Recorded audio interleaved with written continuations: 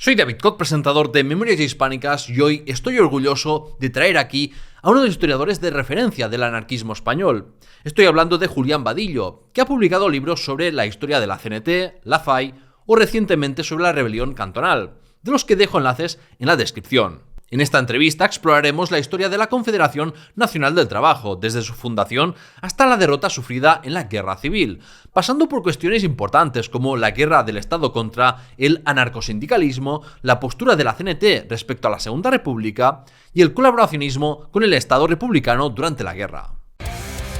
Memorias Hispánicas. ¿Cómo definirías el anarquismo en pocas palabras? ¿Y cómo se introdujo este en España? Bueno, es una pregunta complicada, porque definir en pocas palabras el anarquismo es difícil. Podemos definirlo de dos maneras. Una, si estamos hablando de las ideas anarquistas, sería aquellas ideas que pretenden la abolición del Estado, entendido el Estado como un ente vertical, jerárquico, con unas instituciones opresivas, para sustituirlo por una comunidad de productores de forma horizontal, lo que Proudhon, por ejemplo, llamaría una república federativa, ¿de acuerdo? O sea, no es destruir el Estado para que caigan en el caos, sino es destruir el Estado para sustituirlo por otra cosa. Eso, digamos, sería una definición un tanto más filosófica. Y luego una definición más formal, pues el anarquismo es un movimiento político sindical que surge al calor de la revolución industrial. Una respuesta al capitalismo, una respuesta al industrialismo, a la explotación y al modelo económico capitalista, como fue el marxismo o como fue el socialismo. Hay que decir que el anarquismo, la alternativa económica que plantea es una economía socialista. Eso tiene que quedar claro porque, claro, actualmente hay gente que se autodenomina anarquista o libertaria, porque entendió libertario como sinónimo de anarquista, pero no tienen nada que ver con el anarquismo. Es otra cosa, eso es un ultraliberalismo, por el individualismo, etcétera. Pero el anarquismo tiene una base socialista. La alternativa es la redistribución de la riqueza. ¿Y cómo se introdujo este en España? Pues en España el anarquismo llegó por varias vías. En un principio, por ejemplo, el republicano Francisco Pi Margall conoce de cerca la obra de Pierre-Joseph Proudhon, la traduce al castellano y desde muy pronto se conocen las ideas proudhonianas en España. Si lo que hablamos es del movimiento político anarquista, del movimiento sindical, este llegó a España en diciembre de 1868 al calor de la Revolución Democrática de ese año y también de la política de la Asociación Internacional de los Trabajadores, que había nacido en el año 1864, y un emisario que se llama Giuseppe Fanelli llega a España con los estatutos de la IT y también con los estatutos de la Alianza de la Democracia Socialista, que era el organismo que Bakunin en aquel momento todavía mantenía, que unas semanas después disolvieron. Ese será uno de los conflictos que habrá en España sobre el anarquismo, la alianza, etcétera. Pero ahí es el momento en el que se introduce un movimiento político específico que se podía denominar ya anarquista o seguidores del ideario anarquista. Es verdad que había sociedades obreras anteriores a todo esto. Algunas de ellas participaron incluso de algunas reuniones de la Asociación Internacional de los Trabajadores, pero la primera sección española de la Internacional, bajo criterios o postulados del colectivismo bakuninista, se funda con la llegada de Fanelli y sobre todo con el desarrollo del primer Congreso Obrero en Barcelona en 1870. Ahí es cuando ya podemos decir que se inicia, es el inicio del movimiento anarquista en España. Ya había organizaciones anteriores que la antecedieron, pero la Confederación Nacional del Trabajo se funda en 1910. ¿Bajo qué circunstancias se produjo su fundación y de qué influencias bebió? Como bien dices, antes de la fundación de la CNT existieron muchas cosas. Existió la Federación Regional Española, existió la Federación de Trabajadores de la Región Española, existió el Pacto de Solidaridad, de Unión y Solidaridad, existió la Federación de Sociedades Obreras de la Región Española. Es decir, hubo muchos intentos por parte de los anarquistas de construir una sociedad obrera. En este caso estamos hablando de sociedades obreras, porque luego estarán los grupos anarquistas, que eso es otra cosa. Uh-huh. La CNT, cuando se funda en 1910, responde a varias cuestiones. A nivel estratégico es, digamos, el fin del camino, la búsqueda de los libertarios, no solo de los libertarios, porque en la fundación de la CNT también participan socialistas y republicanos en Barcelona, pero digamos el peso lo tiene sobre todo el anarquismo, la búsqueda de una organización obrera a nivel nacional. Lo que existía en aquel momento, con fuerza, era Solidaridad Obrera, que era una entidad, pero de carácter regional. Existía sobre todo con fuerza en Cataluña. Y Solidaridad Obrera lo que quería era proyectarse al exterior, porque había sensibilidades o grupos, sociedades obreras que no estaban dentro de la UGT y que reclamaban una salida o tener otra organización que no fuera la reformista dentro de la dinámica del Partido Socialista, ¿no?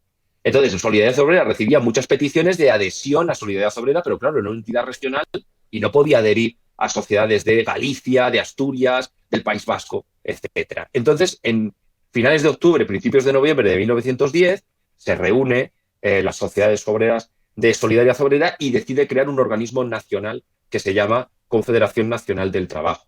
El nombre costó, porque entre los debates que había era si tenía que ser una Confederación General del Trabajo o Nacional del Trabajo, por la connotación que podía tener el tema nacional. Pero bueno, la CGT francesa ya existía, ahora esto también tiene una explicación, y lo cambiaron por el CNT, por Confederación Nacional del Trabajo. Por lo tanto, la CNT bebe de todo lo que había sido el internacionalismo obrero desde la llegada de la Internacional en 1868 y lo que eran las dinámicas asociativas, societarias, que no se vincularon a las organizaciones socialistas o no se sentían completamente identificados con las republicanas.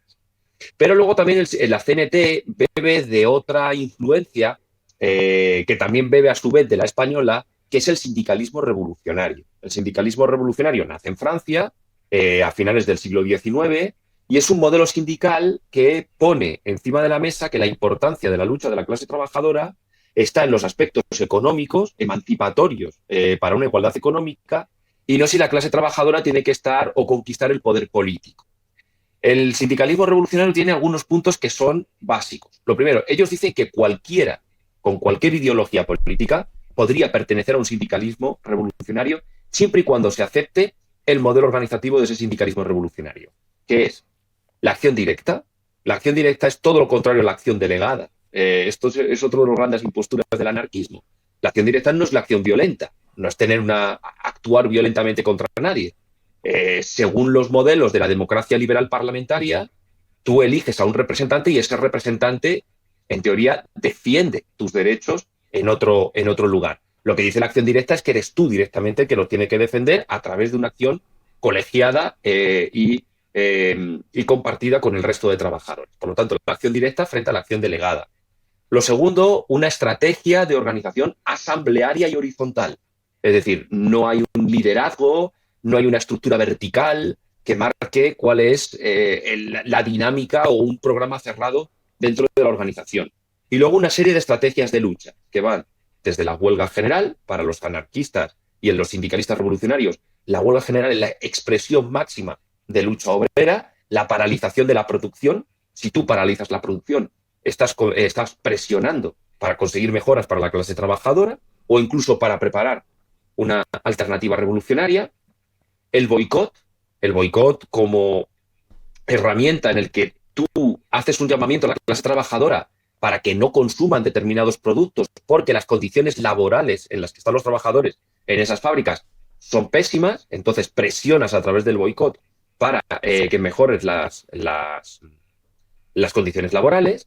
El sabotaje, esto tenían un lema, los franceses, que era a mala paga, mal trabajo. Si tú me pagas mal, yo trabajo mal. Hasta que tú no me pagues bien, yo no voy a ejercer un trabajo correcto. De esa manera presionaban, la patronal cedía y conseguían mejoras laborales. Y también el label. El label es menos conocido.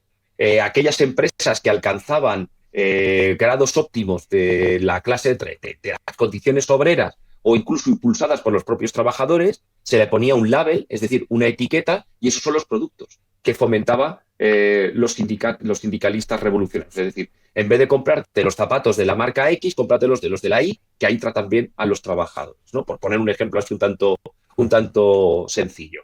Esas son las bases del sindicalismo revolucionario que desarrolla en Francia Fernand Pelloutier, Émile Pouget, la fundación de las bolsas de trabajo de la CGT. Eso llega a España. En España se conoce porque los sindicalistas o los societarios españoles han estado exiliados en Francia, conocen a los sindicalistas franceses y cuando llegan aquí a España fundan Solidaridad Obrera, algunos de ellos bajo los postulados de ese sindicalismo revolucionario, y luego la CNT en 1910. Por lo tanto, claro, la CNT, digamos, es una confluencia de muchas cosas. Luego también hay cuestiones históricas, del momento histórico. La CNT nace en 1910, que es un año después de la Semana Trágica de Barcelona, donde, por ejemplo, no hubo un movimiento general en toda España porque no existía la UGT, pero no tenía tanta fuerza, un sindicalismo que pudiera promover una huelga mucho más general de la que se dio solo y exclusivamente en Barcelona, y además quieren fomentar una cosa que se llamaba la huelga solidaria. La huelga solidaria es que, independientemente del sector laboral que estuviera en huelga, el resto de sectores se pueden solidarizar con él y de esa manera paralizas toda la producción. ¿De acuerdo? Entonces, eso es algo que quisieron implementar. De hecho, en 1901, 1902 hubo ejemplos de esta huelga solidaria y lo que quieren es que a través de un organismo que defienda esos modelos se pueda hacer a nivel general. Con lo cual, claro, confluyen muchas razones, que es lo que va a dar lugar a que la CNT nazca en el año 1910. Y hablando de, sí, de temas organizativos o también de tácticas, ¿qué beneficios trajeron para la acción sindical a los cambios organizativos introducidos con el Congreso de Sants de 1918 y el Congreso de Madrid de 1931? Pues la CNT, si por algo se distinguió, es porque fue uno de los sindicatos más modernos, no solo de España, sino de Europa, en aquella época. Hay que decir que el camino de la CNT no es fácil. Cuando se funda en 1910, un año después, la ponen fuera de la legalidad, es ilegalizada. Y volverá a reaparecer en los años ya de la Primera Guerra Mundial, en 1914, retoma otra vez la legalidad. El capitalismo español tiene una evolución similar a la de otros capitalismos europeos, pero podemos decir que lo que es la consolidación del modelo capitalista español, tal y como lo podemos entender, es producto de las consecuencias de la Primera Guerra Mundial. Es decir, cómo se han enriquecido determinadas clases sociales con la Primera Guerra Mundial. Han aparecido lo que llaman a los nuevos ricos, un nuevo modelo de producción mucho más extensivo, y frente a ese modelo de producción, pues la CNT se da cuenta que el modelo societario apegado al taller, a los oficios, se ha quedado obsoleto frente a grandes fábricas o grandes explotaciones donde ya hace falta otro modelo de organización sindical. Entonces, lo que hace la CNT en el Congreso de Sants es aprobar un modelo sindical que son los llamados sindicatos únicos. Los sindicatos únicos es que todos los oficios de un ramo de producción, todos los oficios de la construcción, todos los oficios de los zapateros, todos los oficios de lo que sea, se unen en un único sindicato que es el Sindicato Único de la Construcción, de los constructores de zapato, de las artes blancas, las artes blancas era la forma que en la época tenían de denominar a los panaderos, ¿de acuerdo? Las artes blancas, las artes gráficas, lo que sea. Ya no es la sociedad de obreros tachueleros de Santa Coloma de Gramenet, no, es la sociedad de constructores, el Sindicato Único de Constructores del Calzado. Entonces eso hace que la CNT perfeccione su estructura sindical, es decir, une a los sectores y de esa manera es mucho más fácil acometer la conflictividad social. De hecho, se nota cuando en 1919 se desarrolla la huelga de la canadiense. Esa huelga de la canadiense está bajo la égida o bajo el modelo de ese nuevo sindicato único. Esto se va a mantener en la CNT en los años sucesivos. Pero cuando se proclama la Segunda República, en 1931, y celebra el Congreso en Madrid, el tercer Congreso de la historia de la CNT, en el Teatro del Conservatorio, hoy Teatro María Guerrero, en Madrid, allí lo que van a debatir es si los sindicatos únicos se han quedado también, en algunos sectores han quedado obsoletos. Entonces, lo que van a promover y van a aprobar son las llamadas Federaciones Nacionales de Industria. Es decir, la extensión de algunos sectores laborales es tan fuerte, es tan importante que hace falta una organización mucho más efectiva para que los trabajadores tengan una organización coherente. Entonces, lo que hacen es crear una federación por ramos industriales. Esto, por ejemplo, no todo el mundo de la CNT estaba de acuerdo. Había algunos, porque esto venía o era producto de la FAUT alemana. Los alemanes son los primeros que lo diseñaron o lo entendieron así. Algunos sectores de la CNT no están de acuerdo, pero son minoritarios. El Congreso de 1931 aprobó de forma mayoritaria las federaciones nacionales de industria. Y en ese sentido, tanto con los sindicatos únicos en 1919 como con las federaciones nacionales de industria, hace que la CNT tome ventaja respecto, por ejemplo, la UGT en lo que es la organización del modelo sindical. Y ahí radica también algunas de las razones o algunas de las respuestas de por qué la CNT en sectores clave o en lugares clave como Barcelona, como en zonas de Galicia, en Asturias, etcétera, es sindicato mayoritario. ¿De acuerdo? Tiene como mayor fuerza que lo pueda tener la UGT, que tardó mucho más en cambiar sus sociedades obreras de oficios a sindicatos más especializados. Esto también contradice esa imagen del anarquismo como algo apegado al pasado, ¿no? En cambio, vemos que pues, se adaptó muy bien, ¿no? A los cambios modernos de las industrias y todo. Totalmente. Luego has mencionado pues, la huelga de la canadiense, uno de los sucesos más recordados del movimiento obrero español, que vamos, hasta lo explican en las escuelas. ¿Podrías explicar brevemente qué supuso esta huelga para el anarcosindicalismo?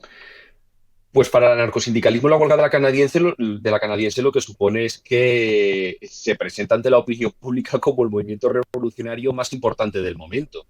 Y de hecho, si tenemos en cuenta cuál era el contexto nacional de una España en crisis provocada por la finalización de la Primera Guerra Mundial, el cierre de numerosas fábricas que se estaba desarrollando, junto con el contexto internacional del triunfo de la Revolución Rusa en 1917, pues la CNT creció exponencialmente.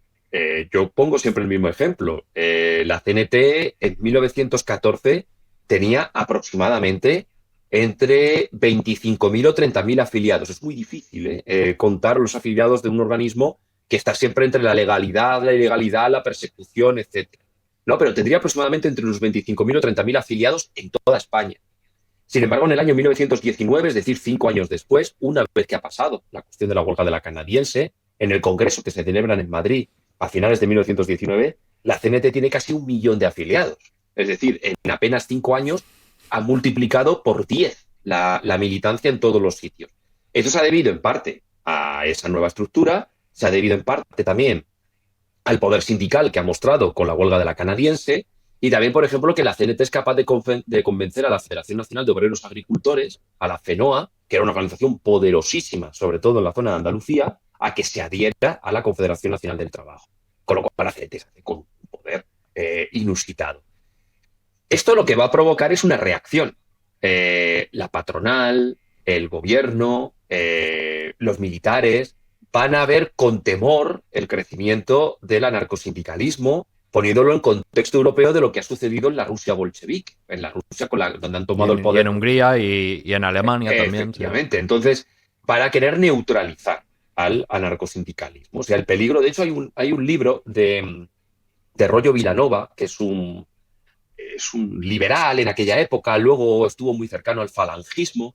Escribe un libro en la época, en el año 1920, que él dice que el verdadero peligro en España no son los bolcheviques. Dice, en España no hay bolcheviques, comunistas. Eso no existe, o sea, esos son rusos, etcétera. Y, por ejemplo, la fuerza del Partido Comunista Español en aquella época era efímera. Dice, el verdadero peligro en España es la acción directa de los sindicatos únicos de la CNT. Entonces, la forma en la que quieren neutralizarlo va a ser de varias maneras. La primera es la patronal impulsa, apoya y crea los llamados sindicatos libres, que son sindicatos amarillos, sindicatos rompehuelgas, que lo que se dedicaban en las propias fábricas era a reventar la estrategia sindical de la CNT. Si la CNT convocaba una huelga, los sindicatos amarillos intentaban bloquear esa huelga. Como eso tiene unos resultados, digamos, diferentes, dependiendo del momento, la otra estrategia es paralela, utiliza las dos, no es que una fracase y la sustituye la otra. Pues van a utilizar los métodos violentos. La única manera de neutralizar a la CNT es eliminando a sus dirigentes sindicales. Eso es el inicio del llamado pistolerismo patronal. Acabar con el liderazgo, con el movimiento de la CNT y a partir de ahí, pues a ver qué pasa. Esto evidentemente va a generar una contraofensiva, no por parte de la CNT, porque la CNT en ningún caso va a entrar en una dinámica del juego de las pistolas, pero sí gente de la CNT que se va de la CNT y crea grupos de acción que se van a enfrentar a la patronal, ¿no? Es verdad que siempre se remarca que pues, Eduardo Dato va a ser asesinado en esa época, acusado por grupos anarquistas de ser el impulsor de la ley de fugas, porque esto también era otra estrategia, metían a la gente en la cárcel, a las 12 de la noche le decían que se podía ir a su casa y de camino a su casa lo mataban diciendo que se había intentado escapar. Y de esa manera eliminabas a algunos dirigentes sindicales y encima con una aureola de legalidad. Se ha intentado escapar y ha habido un tiroteo y ha muerto, ¿no? Pues se acusa a Eduardo Dato de ser promotor de esa ley, muere también Regueral, es asesinado Bravo Portillo, un policía, el cardenal Soldevila, es decir, ahí hay una acción-reacción que es importante. Pero aún así, la CNT, sindicalistas de la CNT, caen en las calles de Barcelona, casi 800 sindicalistas de la CNT, frente También a el Noida Sucre, por ejemplo. el del Sucre va a caer, en ese Ángel Pestaña está a punto de ser asesinado, Evelio Boal, que era el secretario general de la CNT, va a ser asesinado. Yo esto, por ejemplo, en clase cuando lo explico, digo, vosotros imaginaos por un momento que mañana matan al secretario general de Comisiones Obreras o de UGT. Pues eso fue lo que significó la muerte de Salvador Seguí o de Evelio Boal. Eran los sindicalistas más famosos en aquel momento. Esto evidentemente va a debilitar a la CNT, no le va a quitar toda la fuerza porque todo esto, la finalización va a ser un golpe de Estado. El golpe de Estado que da Primo de Rivera en 1923 y que va a proscribir a los sindicatos únicos de la CNT. Claro, la guerra sucia, como dices, se intensificó hasta finalmente la ilegalización y hasta, ¿no? Sí, la ilegal. De hecho, aunque Primo de Rivera llega al poder, no ilegaliza de inmediato a la CNT, la ahoga de otra forma. No es una política como la de Franco cuando llega al poder, que ilegaliza a los sindicatos y los persigue, sino que lo hace un poco más sutil, les pide las cuentas, el número de afiliados, y si no lo haces, te clausuro el centro. Pero claro, Primo de Rivera, por ejemplo, favoreció a los sindicatos amarillos, para ser favorecidos, esos sindicatos libres. Va a intentar apoyarse también en la UGT en un momento dado para neutralizar a la CNT, y la CNT al final acabó en muchos de sus sindicatos perseguida y en el exilio. ¿Cómo se posicionó la CNT ante la llegada de la Segunda República y cómo evolucionó su postura hacia los gobiernos del primer bienio? Pues eso es otro de los debates que están alrededor de los llamados lugares comunes. El anarquismo está lleno de lugares comunes. Cuando se proclama la República, todo el mundo dice los grupos políticos que se oponen a la República son los anarquistas que se oponen de entrada a ella y los monárquicos. Bueno, pues no es verdad. No es verdad. Cuando se proclamó la República en 1931, los dos grupos políticos que muestran una oposición a la República de abril son los monárquicos, evidentemente, eso sí, razones obvias, distintas formas de Estado, y los comunistas. Los comunistas no están de acuerdo con la República, la que consideran que es una república burguesa, y lo que ellos reclamaban es una república de los soviets. Pero bueno, el PC en el año 31 es muy pequeñito, no tiene apenas influencia. La CNT apoyó la proclamación de la República, se mostró partidaria de la proclamación de la República porque ella había contribuido a la llegada de la República. La CNT participó de todas las conspiraciones contra la dictadura de Primo de Rivera y la CNT entendió que la caída de Primo de Rivera tenía que ir acompañada también con la caída de la monarquía. Mira, una de las imposturas que se da en la historia del anarquismo es que dice que el anarquismo se mueve bien en la ilegalidad. El anarquismo no quiere estar en la ilegalidad, porque si tú estás en la ilegalidad no te haces una organización de masas. Si tú quieres proyectarte a las masas, necesitas unos espacios de libertades públicas que te permitan moverte y te permitan mantener esa propaganda activa. Entonces la CNT entendía, después del fracaso de Vera de Vidasoa en 1924, que es una intentona donde los anarquistas sí tienen un protagonismo, que lo que tendría que llegar a España es un sistema democrático que permitiese salir de las catacumbas a todos los grupos que están proscritos, republicanos, catalanistas, anarquistas, etc. Entonces, cuando se proclamó el 14 de abril del 31 la República, la CNT sacó un comunicado con todo boato en Solidaridad Obrera, donde dijo algunas cosas que a mí me parece que son muy interesantes. Ese es un texto que yo analizo mucho. Me gusta analizarlo en clase para extraer las ideas primarias y secundarias que hay en ese texto. Y ahí lo que dice la CNT básicamente es que, bueno, no son entusiastas de una república burguesa, pero no vamos a permitir una nueva dictadura. Es decir, frente a la falta de libertades, evidentemente prefieren lo que ha llegado ahora. Pero también advierte, dice, la República tiene que contar con la clase obrera. Y es verdad, el movimiento obrero es quien trae la República a España. No solo el anarquista, el socialista también ha traído la República a España. Entonces ellos dicen, la República tiene que contar con la clase obrera. Si no cuenta con la clase obrera, la República va a perecer. Porque si no cuentas con el favor o el grupo mayoritario, va a perecer. Ahí es donde vienen los choques con la República. La CNT, lo que quiere o lo que estima como movimientos sindicales, que la República promueva unas reformas rápidas y efectivas en favor de la clase trabajadora. Y la República, pues esas reformas son lentas y a veces insuficientes para la clase trabajadora. Y eso va a hacer que esos anarquistas o esa CNT se ponga enfrente de la República en muchas de las medidas que ellos van a efectuar. Pero, sin embargo, si somos después conscientes de ello, cuando Franco, los militares dan el golpe de Estado en 1936, incluido Franco, evidentemente, ¿cuál es el movimiento, por ejemplo, que renuncia a gran parte de sus postulados en pos de vencer al enemigo militarista, incluso integrándose en las estructuras del Estado? La CNT. ¿Y por qué lo hace la CNT? Porque sigue lo que había dicho en 1931, que no son entusiastas de la República, pero mucho menos no van a tolerar una nueva dictadura. Y eso lo van a llevar hasta las últimas consecuencias.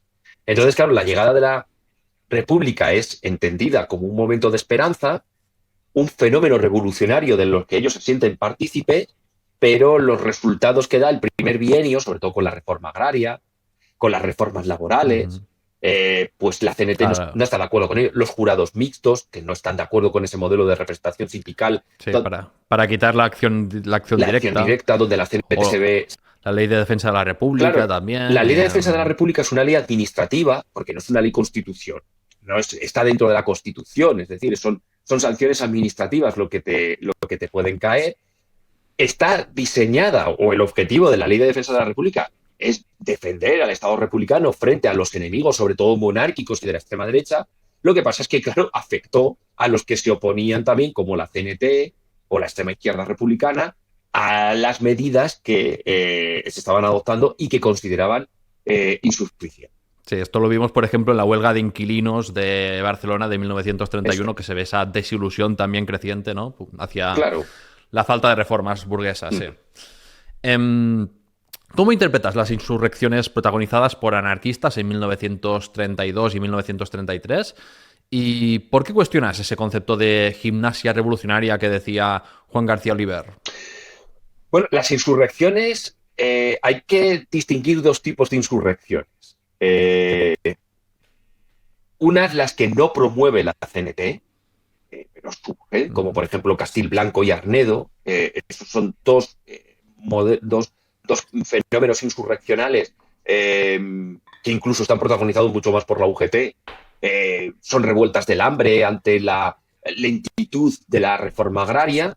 Y luego están las que sí encabeza la CNT o forman parte de acuerdos adoptados por la CNT. Y dentro de estas de la CNT también distinguimos dos tipos. Una, más vinculadas al mundo industrial, minero, como fueron las de Cardoner, la de Salent, etcétera, la de 1932, que son de las minas, los trabajadores de las minas de la zona, y luego las agrarias, Casas Viejas, etcétera, que también, digamos, tienen una correspondencia con lo que había sido Arnedo y Castilblanco, solo que ahora sí promueven una alternativa general que sería el comunismo libertario como superación del modelo burgués de la República. Yo pongo en duda el término de gimnasia revolucionaria porque es un término pues que se inventa Oliver a posteriori para justificar un poco su visión y su política. No hay una estrategia cerrada de la CNT de cómo tienen que ser esas insurrecciones. Y además, lo que no cuenta García Oliver es que El eco de los pasos es un libro curioso, porque García Oliver ahí cuenta algunas cosas que no son verdad y a veces son incluso delirantes, algunas cosas que reporta. Pero lo que no cuenta García Oliver es que, por ejemplo, en el Congreso del 36, en mayo del 36, la CNT debatió sobre lo que había sucedido en el primer bienio. Y la conclusión que saca la CNT es que la estrategia fue errónea. Ellos consideraron que el enfrentamiento directo con las instituciones capitalistas no lo podía efectuar solo y exclusivamente la CNT porque estaba condenado al fracaso. Y ahí se equivocaron. Ellos mismos reconocen que se equivocaron.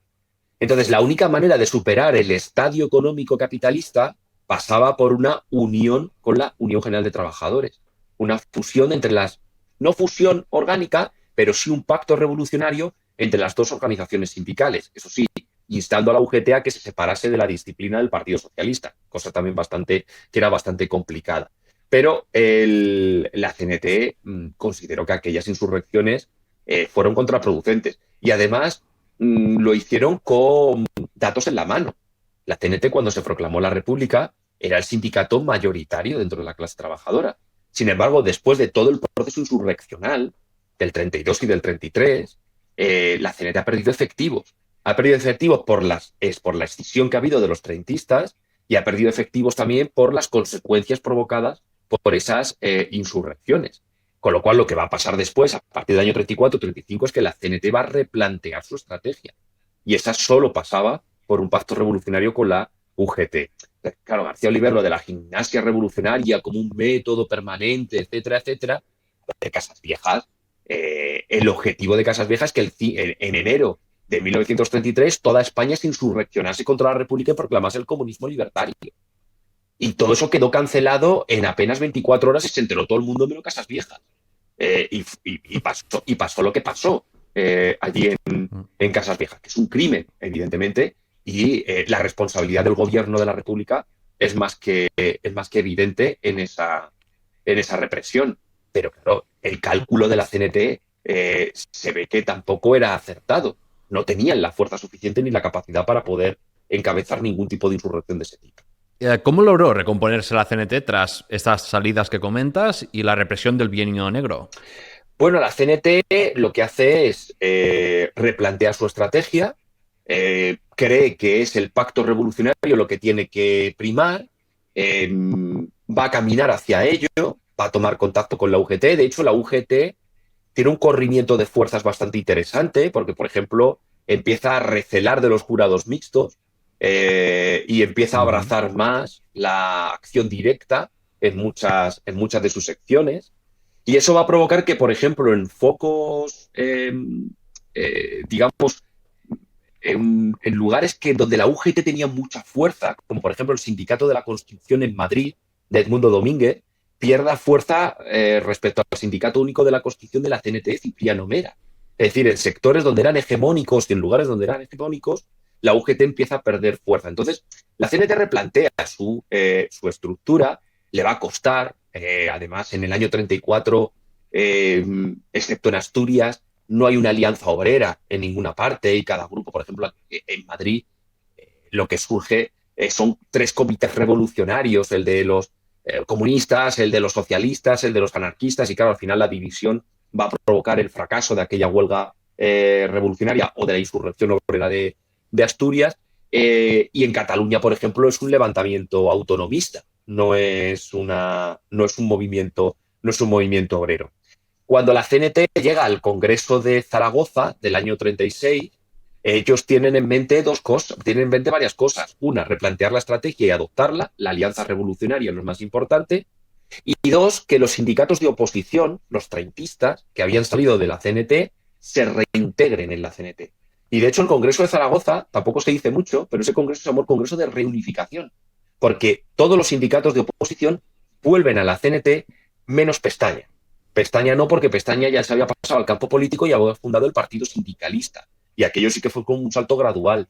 Pero toda la Federación Sindicalista Libertaria se vuelve a meter otra vez en la CNT, con lo cual la CNT no solo tiene su alianza revolucionaria, tiene un sindicato reunificado y además ha aprobado, que para mí es lo menos importante, pero bueno, es lo que más se remarca, un concepto de comunismo libertario que será después en el que durante la guerra intentarán poner en práctica.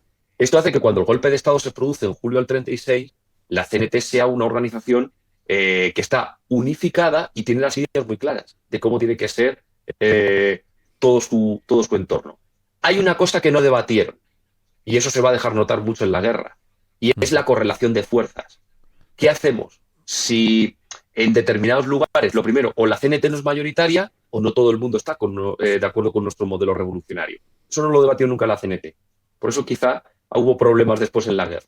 Claro, todo esto del discurso este de unidad de las izquierdas, ¿no? El discurso de unidad antifascista, al final es un discurso defensivo, ¿no? Que demuestra que el que está en auge, sobre todo, es la extrema derecha. La revolución en julio de 1936 se produce como reacción a un golpe de Estado, no por iniciativa propia de los anarquistas.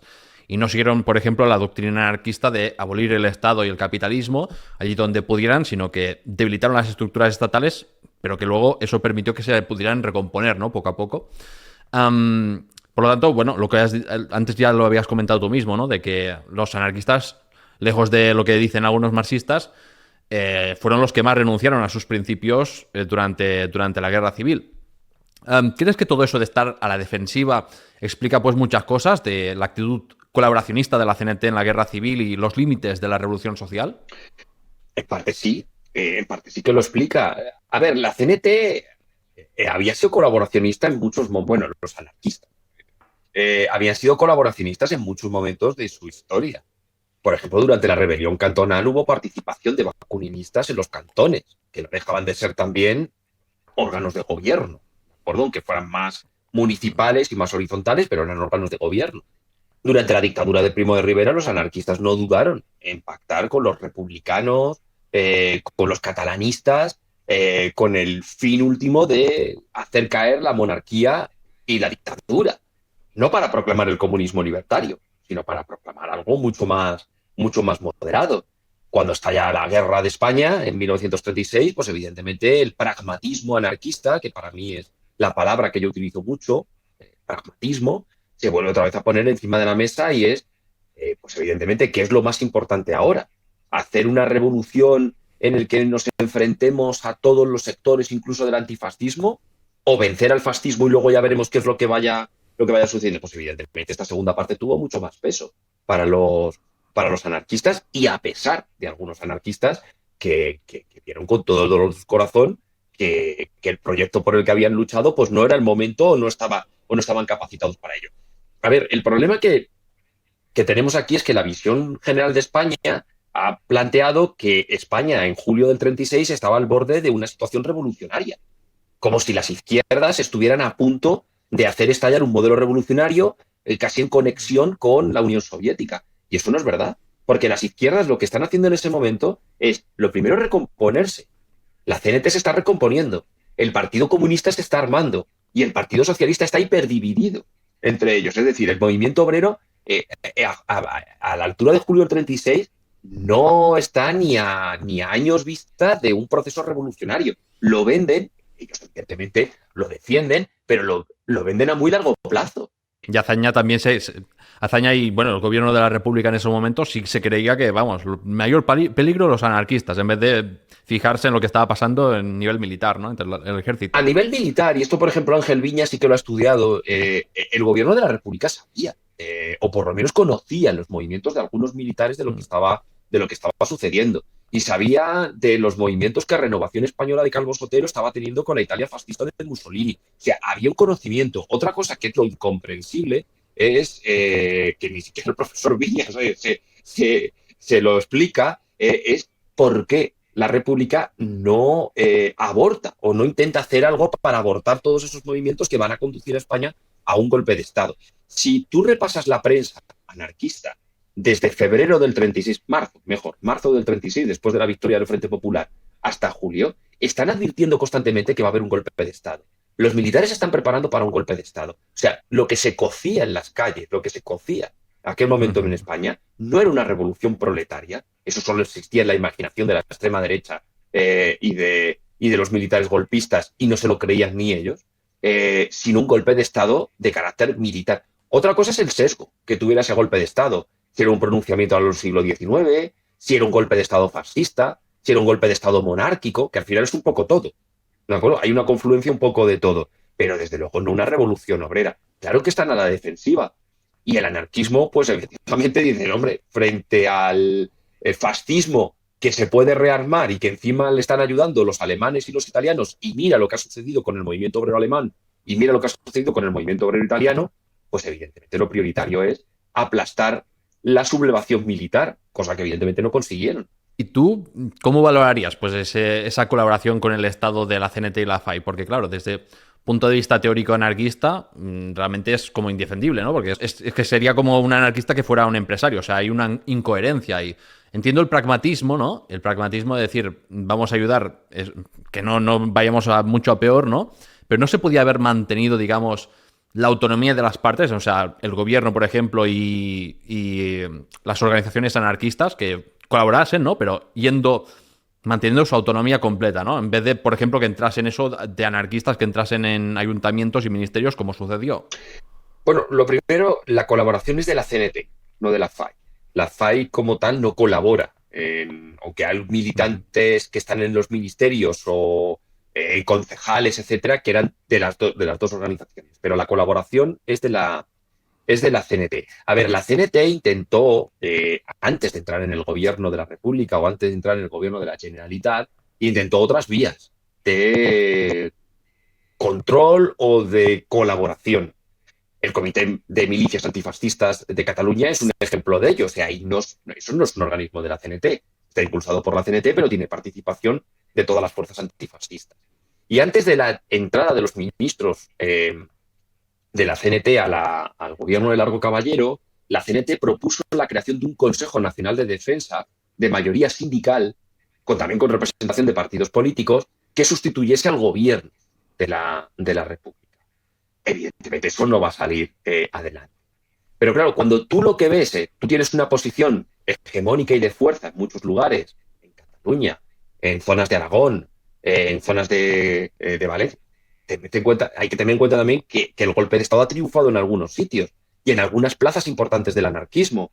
Zaragoza, Aragón, por ejemplo, ¿no? en Cádiz, en Sevilla, en Córdoba, en todos esos sitios el anarquismo tenía mucha fuerza y sin embargo va a ser exterminado completamente. Entonces el anarquismo al final dice, bueno, pues sí, vamos a tener que colaborar con el gobierno de la República, aunque sea de forma circunstancial y solo exclusivamente por el contexto en el que se ha generado, que es el contexto de guerra. A mí eso me parece que es una política pragmática y además bastante generosa por parte de los anarquistas. Sobre si es correcto o no es correcto, hombre, que a ver, contradictorio es a claras luces contradictorio, pero no solo es contradictorio que un anarquista sea ministro, es contradictorio que un anarquista sea general de brigada, que un anarquista sea policía o que un anarquista sea carabinero. Y todo eso se dio durante la guerra civil. Es que la colaboración de la CNT es en todos los niveles y en todos los órdenes. Hay alcaldes anarquistas, hay concejales anarquistas, hay jefes de policía anarquistas, hay militares anarquistas con graduación dentro del Estado Mayor militar. Al final, ellos decidieron, hace poco me volví a leer las memorias de Cipriano Mera, porque este año se cumple 50 años de la muerte de Cipriano Mera y va a haber algunos actos y en un par de semanas tengo que dar una conferencia sobre él y ahí Cipriano Mera dice, es que no nos quedaba otra.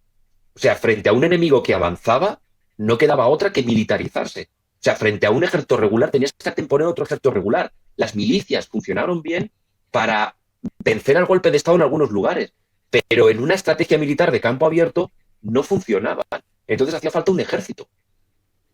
Ya le fastidiaba a él. Decía, ya me fastidiaba a mí que por lo que había luchado toda mi vida, de forma temporal lo tenía que abandonar por un futuro distinto, ¿no? Entonces, claro, yo creo que ahí a veces pecamos un poco de juzgar la historia. Yo la historia no me gusta juzgarla porque ellos, los que en aquel momento estuvieron ahí, consideraron que esa era la opción correcta. Evidentemente que es contradictorio, pero es que las ideas no son puras. Las ideas puras, nadie tiene ideas puras.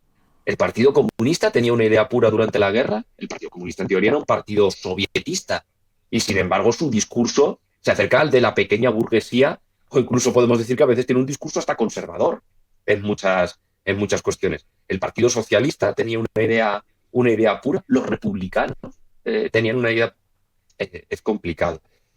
Y luego tampoco en la otra zona, cuidado, que parece que en la otra zona era todo unidad y tampoco pasaba eso. La diferencia entre los falangistas, los carlistas, la CEDA, la Renovación Española, eso también generó muchos conflictos en la zona, en la retaguardia sublevada. Mm. Muchas veces se acusa a los anarquistas de, vamos, de prácticamente ser los mayores asesinos, ¿no?, de la zona republicana. ¿Crees que se ha exagerado esa violencia desenfrenada y que se ha usado a los anarquistas como el chivo expiatorio para borrar así los asesinatos de personas vinculadas a otras organizaciones políticas, que incluso algunas existen hoy en día? ¿O realmente se les puede imputar la mayor parte de los asesinatos revolucionarios?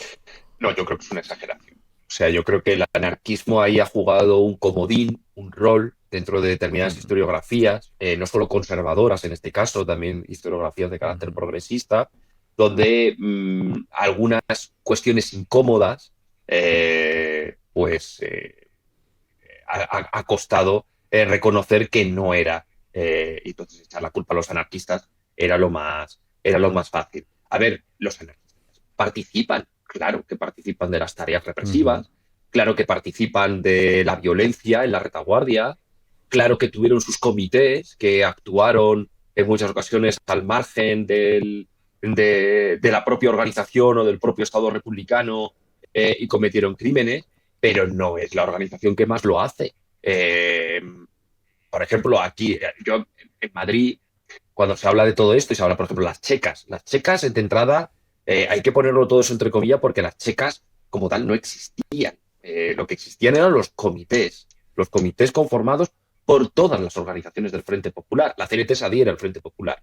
Entonces, la CNT es una más. En esos comités están los socialistas, están los comunistas, está la Unión Republicana de Martínez Barrio, la Izquierda Republicana. Claro, aquello era toda una pamema cuando cogían a uno y le decían, tú eres de derecha, te vamos a juzgar. Ese tío estaba condenado. Claro que estaba condenado. Sí. ¿Qué capacidad podía tener de defensa en uno de esos comités, ¿no? Pero la CNT no es el organismo que más actúa. Es verdad que hay zonas donde sucedieron cuestiones donde el anarquismo tiene una alta responsabilidad. En Barbastro, por ejemplo, la eliminación de parte del clero de la zona sí correspondió a las milicias anarquistas que estaban allí. Pero en otros lugares, por ejemplo, en la zona de Castellón existía un grupo que se llamaba La Desesperada. La Desesperada no era de la CNT, la Desesperada era de Izquierda Republicana. Y hacían lo mismo. Ahí, no, ahí las responsabilidades son compartidas y el anarquismo no tiene mayor responsabilidad que otros. Otra cosa es que se quiere utilizar como comodín. Yo quiero salvar al Partido Socialista y entonces digo que la culpa de todo la tienen los anarquistas. ¿De acuerdo? Entonces, pero no es cierto. Cae por su propio peso cuando analizas la documentación de primera mano. Y ya para terminar, ¿qué significó la victoria del fascismo para la CNT y el movimiento libertario español en su conjunto? Pues mira, yo ahí me guío por una frase, mi director de tesis, Julio Aróstegui, decía que el movimiento obrero era un movimiento de victorias y de derrotas. Victorias, la CNT tuvo algunas, la huelga de la canadiense, movilizaciones parciales, etcétera. Pero 1939 es la gran derrota del anarquismo. O sea, porque ahí, en 1939 no solo cae, o no solo es derrotado el proyecto republicano como modelo democrático, etcétera. Todos los proyectos que estaban dentro de esa república, que podían perfeccionarla o superarla, también van a ser derrotados.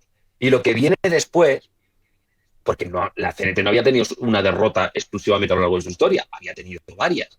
Pero lo que viene después es algo que ellos mismos tampoco a lo mejor valoraron, que es una represión inquisitorial.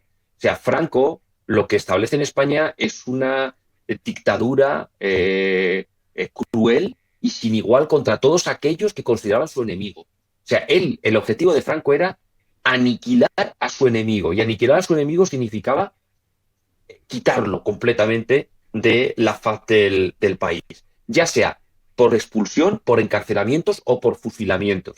Y eso para la CNT, para el anarquismo, fue un golpe durísimo del que tardó mucho tiempo en recuperarse y cuando se recuperó, cuando finalizó la dictadura, la contribución de sangre había sido brutal, porque claro, la CNT cuando finalizó la guerra dijo no vamos a permitir el fascismo y siguieron combatiendo a Franco desde la clandestinidad, pero el exterminio era masivo.